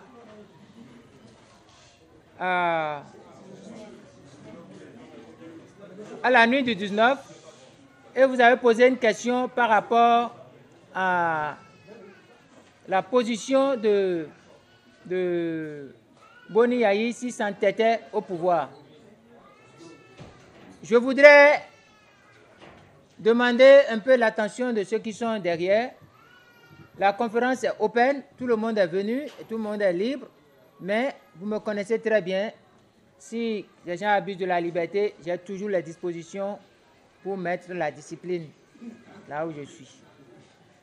Entendons-nous, je suis prêt à répondre à toutes les sollicitations, même pendant, même après.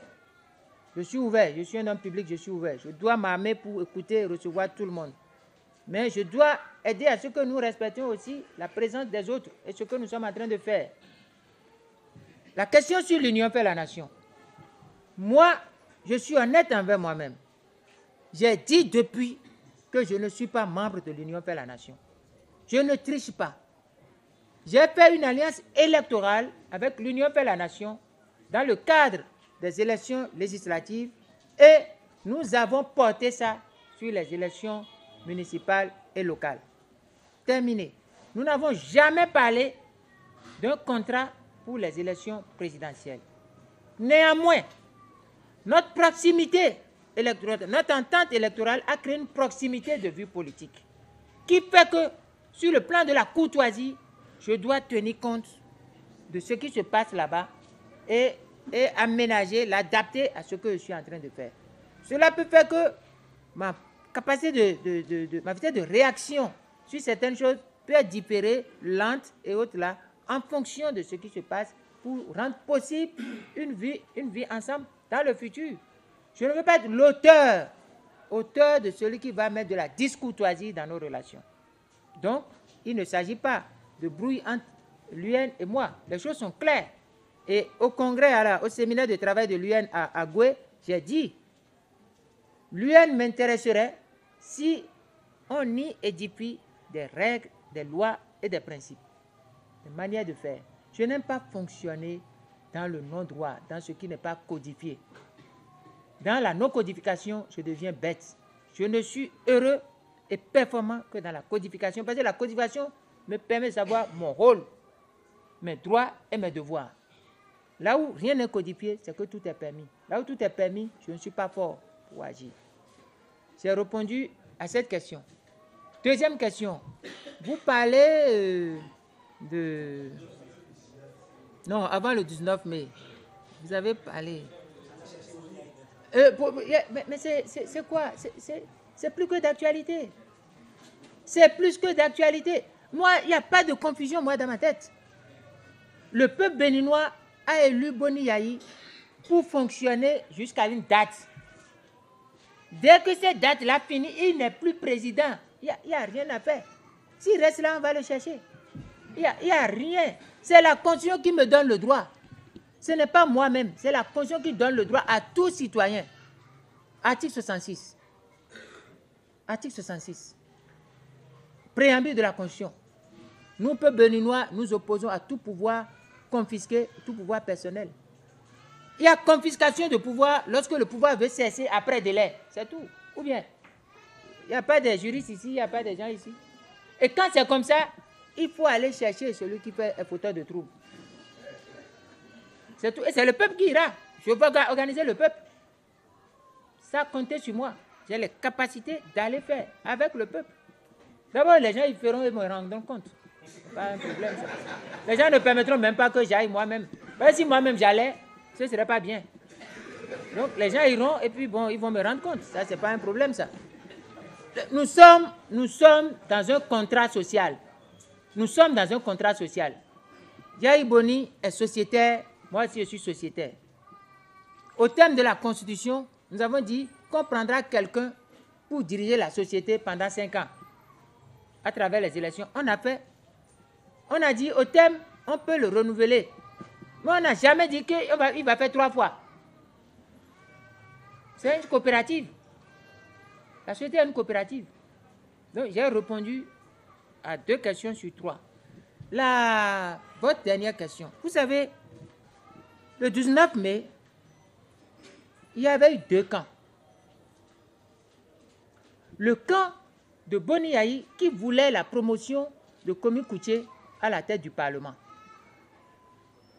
Or, le positionnement de Komi Koutié à la tête du Parlement est un prépositionnement pour les présidentielles. Et au cours des réunions secrètes de leur camp, il a été fait un arbitrage. Et lors de cet arbitrage, beaucoup de personnalités qui voulaient être président de l'Assemblée nationale ont été, en tout cas, il a été adjoint à ces personnes de laisser passer, de laisser la place à Komi Koutié et que lors des présidentielles, eux, ils vont faire valoir leurs chances. Alors qu'en réalité, ils se préparaient dans l'ombre un schéma qui amènera Komi Koutié plus tard à la tête du pays. Le Parlement béninois a été victime, a reçu et senti les effets d'un tel projet. Et contre ce projet, nous, l'ensemble de la classe politique opposante, renforcée par d'autres qui ont été élus à l'issue des élections législatives, nous avons opposé un autre système. Et ce système, nous avons jeté notre dévolu sur Maître Ngoumbedji pour, comme sur qui se cristallise le consensus du Peshwa. Donc, nous avions en face deux schémas. Le schéma Komi Koutié, conduit de main de maître par Boni Yayi lui-même et les autres, et ses hommes, et le schéma Ngoumbedji, conduit par l'ensemble de la classe politique opposante et renforcée. C'était les deux schémas. Jusqu'au matin du 19, chacun comptait ses billes. Vous savez que l'opposition stricto sensus, quand on calcule ses voix, elle était à 50. Et de l'autre côté, la majorité présidentielle, si on calcule ses voix basiques initiales, était à 33 plus 2, peut-être 35. Pour l'opposition, il faut tout faire pour ne pas descendre sous la barre des 42. Pour la majorité, il faut tout faire pour dépasser la barre des 42. J'espère que vous comprenez. Chacun a mis sa position. Et chacun a utilisé les moyens de bord et les gros moyens. C'est ça ce qui s'est passé. Pendant qu'on faisait ces manœuvres, on a vu ceux qui ont été les stratèges en chef, qui ont coaché, qui ont organisé, qui se sont impliqués de toutes les manières pour la stratégie de Ngoumbedji. On a vu ceux qui sont pour la stratégie de Komi Koutié. Vous ne vous êtes pas posé la question de savoir pourquoi cette nuit-là, 50 est devenu 42 et 33-35 est devenu 41. À 17h, les gens de FCBE, de la majorité présidentielle, étaient sûrs de leur décompte. Les journalistes qui étaient au Parlement les ont vus. Ils étaient tous venus assis à leur place. Pendant ce temps, nous, on décomptait. Si on monte jusqu'à 45, on descend à 38. Si on descend à 38, on remonte à 43. Si on descend, et c'est comme Bourse de Valais, les choses changeaient à chaque seconde, jusqu'à 17h.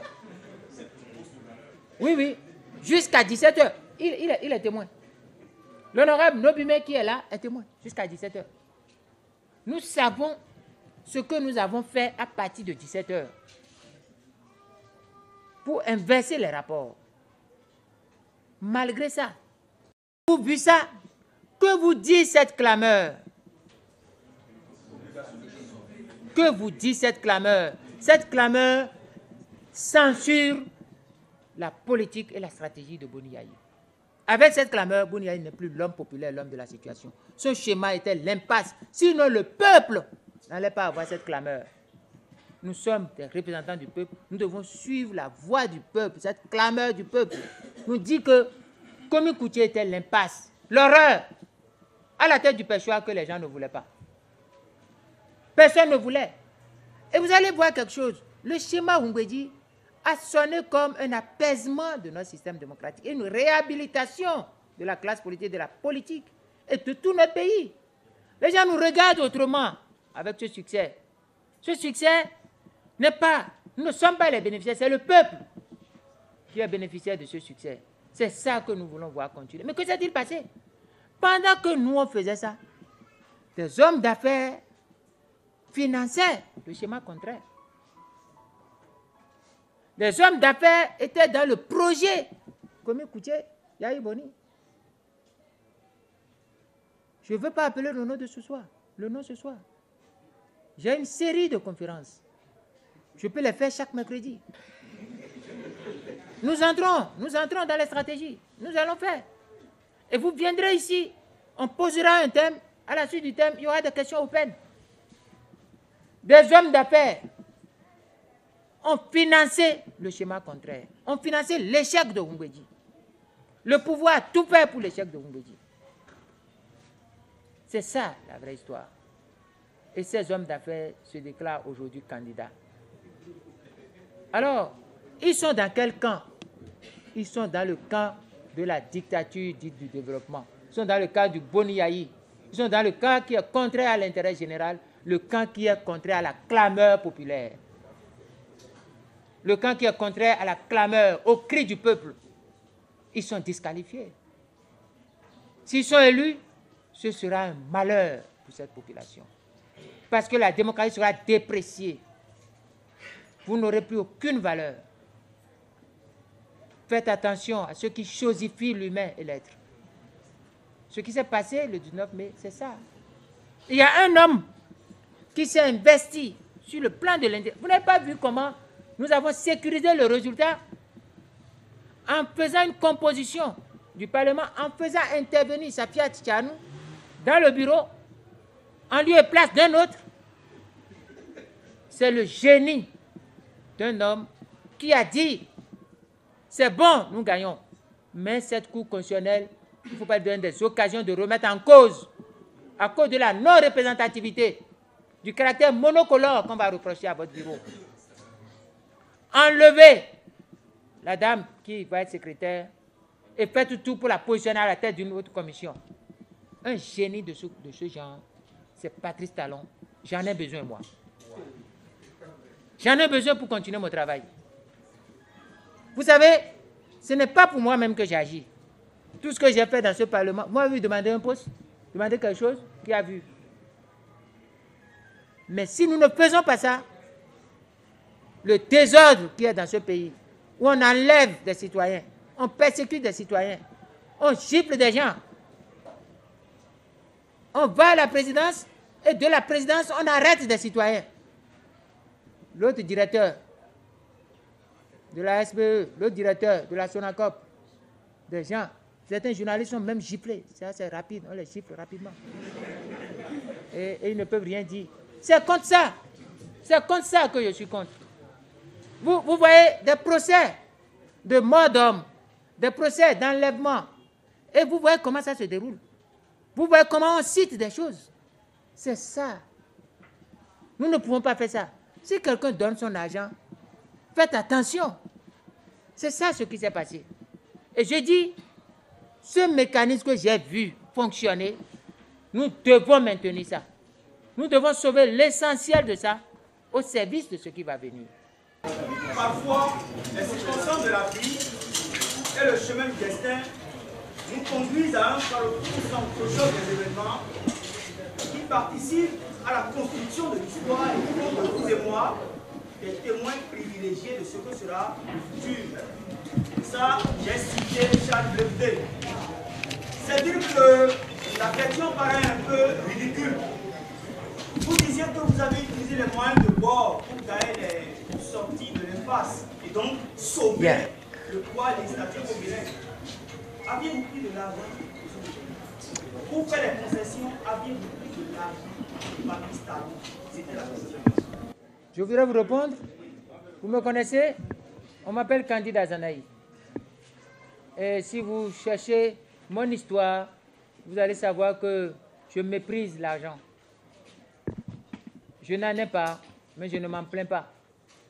Mais je cite toujours. Je vais vous faire aussi quelque chose. Moi, je suis stoïcien. Je suis un stoïcien, un adepte du stoïcisme. nous aimons l'argent, non pas parce que l'argent nous domine, mais nous l'aimons, nous la préférons. Non, nous préférons l'argent, non pas pour qu'il nous domine, mais nous ne l'aimons pas. Nous préférons l'argent pour ne pas être manipulés, mais nous ne l'aimons pas. Et ce n'est le plus grand fortuné. Sa richesse continue de faire l'objet des thèses. Il était le meilleur banquier, le meilleur fermier, le meilleur avocat, le meilleur littérateur, le précepteur du prince, le meilleur rhéteur, le plus grand prêteur de l'État romain. Il est un philosophe, il est un stoïcien, il a un repas frugal. C'est un ascète pur. L'argent ne m'influence pas. Et je n'établis jamais mes relations sur la base de l'argent. Je ne vous dirai pas d'aller poser la question à Patrice Talon. Mais je ne sais pas s'il va vous donner un autre nom, vous lui demandez qui est Azanaï. Et ceux qui me côtoient, députés, parlementaires, posez-leur la question. Quelle est la relation de ce type vis-à-vis de l'argent? Vous avez dit, mais c'est étonnant. Allez voir un peu, est-ce que le moment est bien pour dire des noms? Vous connaissez mon histoire, j'ai dénoncé la corruption dans ce pays.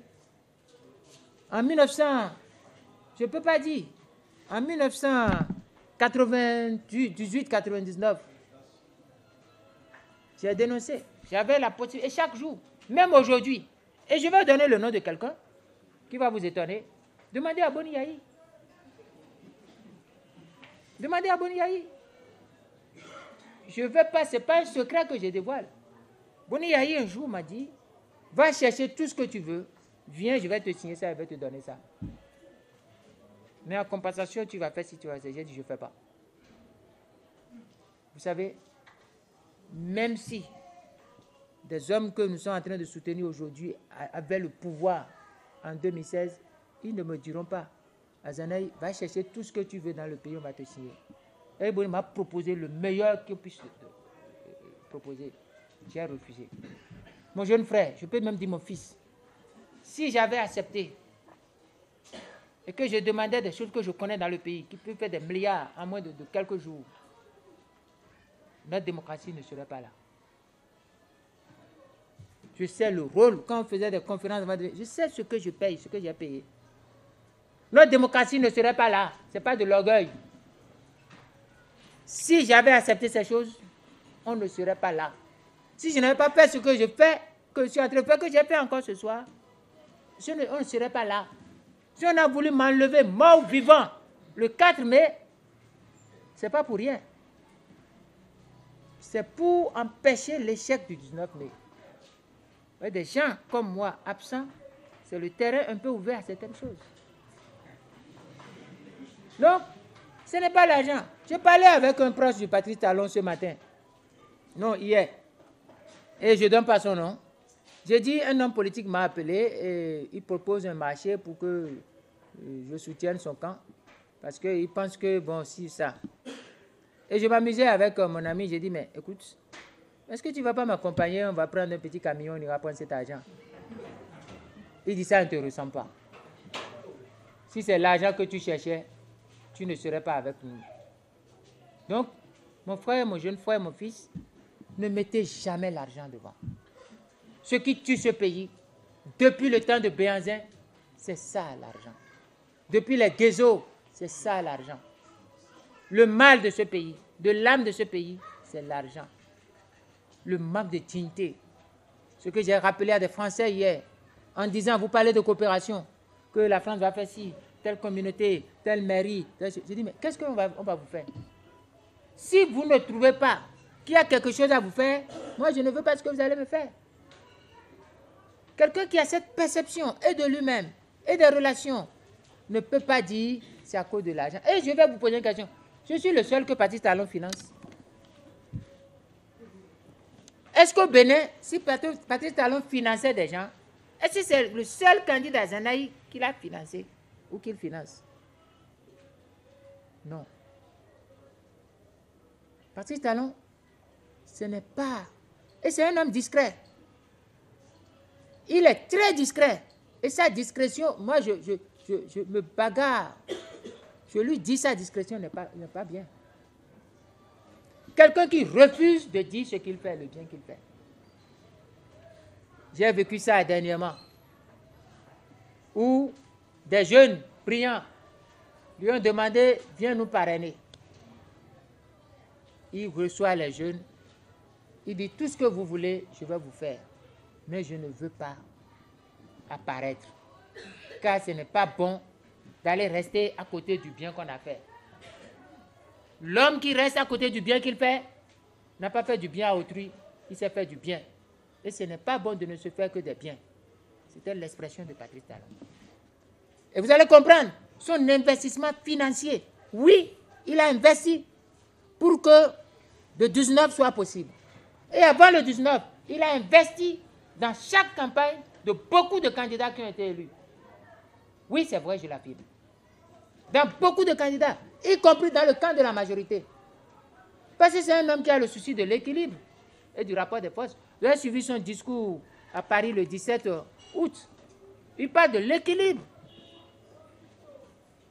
Donc, le déterminant ici, ce n'est pas l'argent. Patrice Talon, ne le suivons jamais pour sa fortune réelle ou supposée. Mais je vous dis qu'il y a un génie en cet homme. Un génie qui a permis qu'il soit l'un des talentueux dans son secteur. Mais un génie que je découvre sur le terrain de la politique. Le terrain de la politique où son génie non seulement appuie matériellement, financièrement, mais s'implique dans la stratégie. Je vous donne le cas de la composition du bureau. Si c'était des gens, comme on a la majorité, on a les moyens, on va dire, on prend tous les postes. Il dit non. Si vous prenez tous les postes, vous pouvez avoir des revers au niveau de la cour.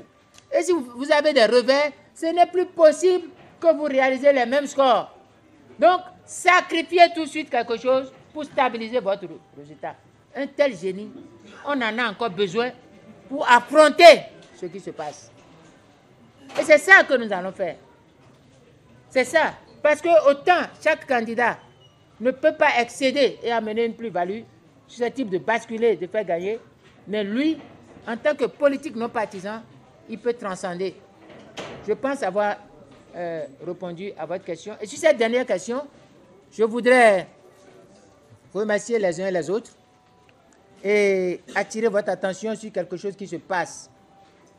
Il y a détournement et utilisation des moyens de l'État au profit du candidat de Boni Yayi.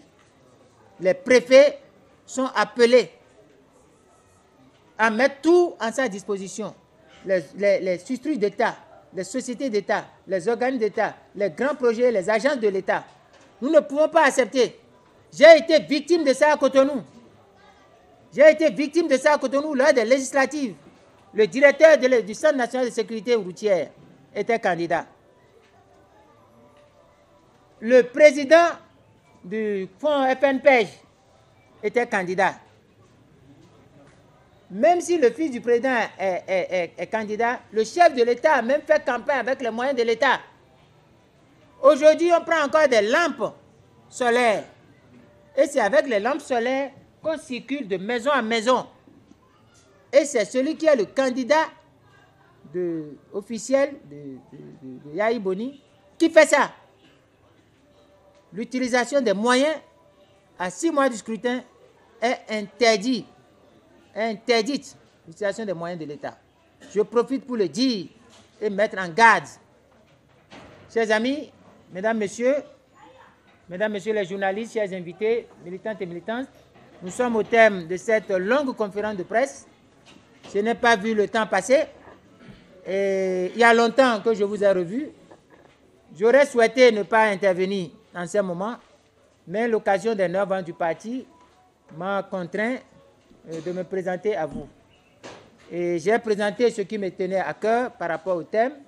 J'ai écouté vos préoccupations. J'ai essayé d'apporter quelques réponses. J'approfondirai le reste de vos préoccupations avec mon staff. Je vous remercie d'avoir passé ce moment avec moi.